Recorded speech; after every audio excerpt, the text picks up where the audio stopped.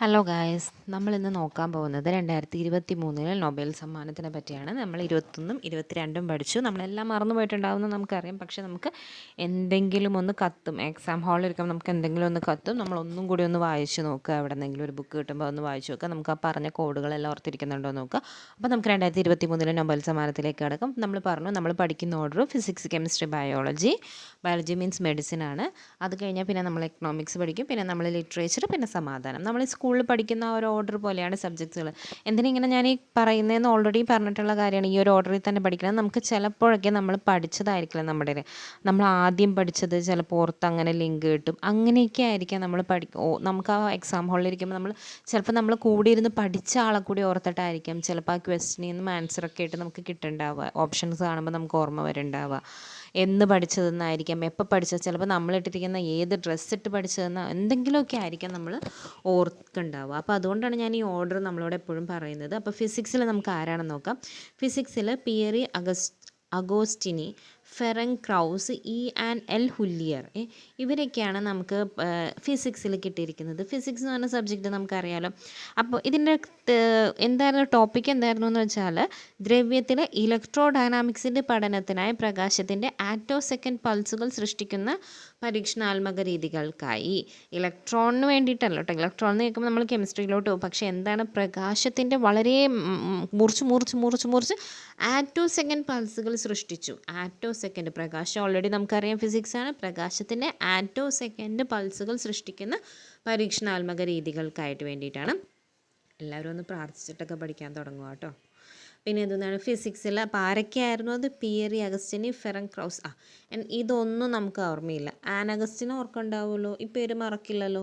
ഫിസിക്സിൽ അഗസ്റ്റിനായിരുന്നു നമ്മുടെ ടീച്ചറെന്ന് ഓർക്കുക. പുള്ളിക്കാരത്തി നമ്മുടെ പ്രകാശത്തിൻ്റെ കൂടെ ആരുണ്ട്? ഒരു ക്രൗസ് ഉണ്ടെന്ന് ഓർക്കുക. ഫെറങ് ക്രൗസ് ഇട്ടുണ്ടെന്ന് നോക്കുക. എന്തെങ്കിലുമൊക്കെ ആയിട്ടൊന്ന് ഓർത്തിരിക്കുക. അപ്പോൾ അഗസ്റ്റിനായിരുന്നു നമ്മുടെ ടീച്ചറെന്ന് ഓർത്തിരിക്കുക. പിന്നെ എന്താണ് പുള്ളി എന്താ ചെയ്തതെന്ന് നമുക്ക് ടീച്ചർ എന്താ കാണിച്ചു തന്നത്? ഒരു പ്രകാശം, ഒരു നല്ല ലൈറ്റ് പോകുന്നു. ലൈറ്റിന് ഇങ്ങനെ അങ്ങോട്ട്, പ്രകാശത്തിൻ്റെ ബീം ഓഫ് ലൈറ്റ് നമ്മൾ കണ്ടിട്ടില്ല. ആ ബീം ഓഫ് ലൈറ്റിന് അഗസ്റ്റ് നല്ല സാരിയൊക്കെ ഉടുത്തിരുന്ന, നല്ല ശരീര വടിവൊക്കെയുള്ള നല്ല സാരിയൊക്കെ ഉടുത്തിരുന്നിട്ട് നമ്മളിങ്ങനെ നല്ല കട്ട് ചെയ്യണം. അഗസ്റ്റ് ഇങ്ങനെ ഇരുന്നിട്ട് നമ്മുടെ പ്രകാശത്തിന് മുറിച്ച് നമുക്കിങ്ങനെ എടുത്തെടുത്ത് തന്നെ ഇന്ന ഇത് ഓരോ ഗ്രൂപ്പുകാർ ഇത് പിടിക്കുക, എന്നിട്ട് കട്ട് ചെയ്ത് അങ്ങനെ ആറ്റോ സെക്കൻഡ് കണ്ടുപിടിച്ചതിനാണ് ഫിസിക്സിന് കിട്ടിയത്.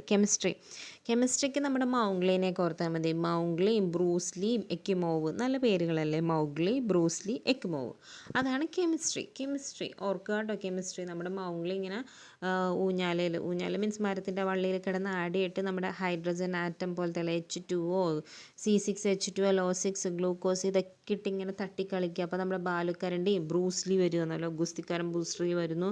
എക്കിമോവ് പേര് കേട്ടപ്പോൾ എനിക്കൊരു രസം കൊണ്ടാണ്. എക്കിമോവ് എന്ന് പറഞ്ഞൊരു കഥാപാത്രത്തിനൊന്നും എനിക്കറിയില്ല. എക്കിമോവ്. അപ്പോൾ ഇവരെന്താ കണ്ടുപിടിച്ചത്? ഇവർ ക്വാണ്ടം ഡോട്ടുകളുടെ കണ്ടെത്തലിനും സമന്വയത്തിനും. അപ്പോൾ അവർ ക്വാണ്ടം ഡോട്ടുകളുടെ അപ്പോൾ എന്തൊക്കെയാണ് ആരൊക്കെയാണ് മൗഗ്ലി, ബ്രൂസ്ലി, എക്കിമോവ് കണ്ടുപിടിച്ചത്? എന്തുവാണ്? ക്വാണ്ടം ഡോട്ടുകൾ. നമുക്ക് എല്ലാവർക്കും അറിയാവുന്ന ക്വാണ്ടത്തിൻ്റെ ഡോട്ടുകൾ എണ്ണിക്കളിച്ചുകൊണ്ടിരിക്കുകയാണെന്നോ എന്തെങ്കിലും ഒക്കെ കേട്ടോ ഒന്ന് ഓർത്തിരിക്കുക. Mowgli, Bruce Lee, എക്കിമോവ്. അടുത്തത് മെഡിസിനാണ്. മെഡിസിനിൽ എന്തൊക്കെയായിരുന്നു എന്ന് വെച്ചാൽ, കാറ്റത്ത് ബ്രൂ കുടിക്കുകയാണെന്ന് ഇങ്ങനെ ഓർത്താൽ, നല്ല കാറ്റത്തിരുന്നുകൊണ്ട് ഇങ്ങനെ ബ്രൂ അല്ല ഡ്രൂ ആണ്. കാറ്റലിൻ കാരിക്കോയും ഡ്രൂ വെയ്സ്മാനുമാണ്. അപ്പോൾ മെഡിസിനിൽ എന്താണ് നമ്മൾ ചെയ്തത്? മെഡിസിനിൽ നമ്മൾ എപ്പോൾ പോയാലും ആശുപത്രിയിൽ പോയാൽ നമുക്ക് അവിടെ ഇപ്പോൾ എല്ലാ ആശുപത്രികളുടെ പ്രൈവറ്റ് ഹോസ്പിറ്റലിൻ്റെ കൂടെ എന്തുണ്ടാവും? നമുക്കൊരു ഒരു കഫറ്റേരിയ പോലത്തെ ഒരു ചെറിയ ഭാഗമുണ്ട്. അപ്പോൾ നമ്മൾ കുറേ നേരം ഡോക്ടറിനെ കാണാൻ വേണ്ടി വെയിറ്റ് ചെയ്തിരുന്ന് വരുമ്പോൾ എന്തായാലും നമുക്ക് കോഫി മെഷീൻ്റെ മുമ്പിൽ കൂടി പോകുമ്പോൾ നല്ല കാപ്പിയുടെ മണം അടിക്കും. അപ്പോൾ നമ്മൾ എന്തായാലും ഒരു കാപ്പി പപ്സൊക്കെ മേടിച്ച് കഴിക്കില്ല. അപ്പോൾ നമ്മളിങ്ങനെ ഓർത്താൽ മതി കാറ്റലിൻ ബ്രൂ ആണ് മേടിച്ച് കുടിച്ചത്. വേറെ ഒന്നുമല്ല, 2023 എന്തിനാണ്? COVID-19 വാക്സിൻ വികസിപ്പിക്കാൻ ഫലം പ്രാപ്തമാക്കിയ ന്യൂക്ലിയോ സൈഡ് അടിസ്ഥാന പരീക്ഷണങ്ങളെക്കുറിച്ചുള്ള കണ്ടെത്തലുകൾക്ക്. ഇത്രയും എന്തെങ്കിലുമൊക്കെ ആയിട്ട് ഇങ്ങനെ ഓർത്തിരിക്കുക കേട്ടോ. പിന്നെ അടുത്തതാണ് നമ്മുടെ എക്കണോമിക്സ്. ഫിസിക്സ്, കെമിസ്ട്രി, ബയോളജി കഴിഞ്ഞു. ഇനി എക്കണോമിക്സിലോട്ട് വേണം. പേരിൽ നിന്ന് തന്നെ നമുക്ക് കിട്ടും ഗോൾഡിന് എന്താണ്? ഗോൾഡിനല്ല ഇപ്പോൾ ഏറ്റവും കൂടുതൽ മൂല്യമുള്ളത്. അപ്പോൾ ക്ലോഡിയ ഗോൾഡിനാണ് ഗോൾഡ് ആർക്കാ കൂടുതലും വേണ്ടത്? സ്ത്രീകൾക്കാണ് വേണ്ടത്. അപ്പോൾ സ്ത്രീകളുടെ തൊഴിൽ വിപണി ഫലങ്ങളെക്കുറിച്ചുള്ള ധാരണ വികസിപ്പിച്ചതിന്. അടുത്തതാണ് സാഹിത്യം അഥവാ നമ്മൾ ഇംഗ്ലീഷ് അല്ലെങ്കിൽ നമ്മൾ ലിറ്ററേച്ചർ എന്ന് പറയുന്നത് ജോൺ ഫോസ്. ഫോസ് എന്ന് പറയുമ്പോൾ എനിക്ക് ഓസ് ഓർമ്മ വരികയാണ്. നമ്മുടെ ഓസല്ലേ, വെള്ളം ഒഴിക്കണ ഓസ്, വെള്ളമൊക്കെ വരുത്താൻ വേണ്ടി ഉപയോഗിക്കണ ഓസ്. പണ്ടൊക്കെ നമ്മുടെ ഏറ്റവും ആദ്യ കാലങ്ങളിൽ ഉണ്ടാകുന്ന മൈക്കാണ് നമ്മുടെ ഓസ് എന്ന് പറയുന്നത്. ഒരു ഓസ് ഇങ്ങനെ നീളത്തിൽ കിട്ടിക്കഴിഞ്ഞാൽ നമ്മൾ മൈക്കായിട്ട് കുട്ടിക്കാലത്ത് കളിക്കാത്തവരായിട്ട് ആരും ഉണ്ടാവില്ല. അതിൻ്റെ മുമ്പിൽ കിടന്നുകൊണ്ട് നമുക്കറിയാവുന്ന twinkle twinkle little star, Johnny Johnny, yes papa, ഇതെല്ലാം നമ്മുടെ ഇംഗ്ലീഷ് ലിറ്ററേച്ചറാണ് അതൊക്കെ.